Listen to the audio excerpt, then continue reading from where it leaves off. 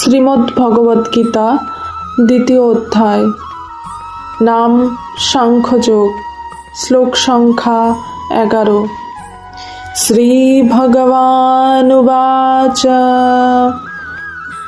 অশোচানন্বশোচস্তম প্রজ্ঞাবাদাংশ্চ ভাষসে গতাসু ন গতাসুংশ্চ নানুশোচন্তি পণ্ডিতাঃ। শ্রীকৃষ্ণের গীতা জ্ঞান এই শ্লোকটি থেকে প্রারম্ভ হয়। ভগবান শ্রীকৃষ্ণ অর্জুনকে বললেন, যাদের জন্য শোক করা উচিত নয় এমন মানুষদের জন্য তুমি শোক করছো, আবার পণ্ডিতের মতো কথাও বলছো। কিন্তু পণ্ডিতগণ মৃত বা জীবিত কারো জন্যই শোক করেন না।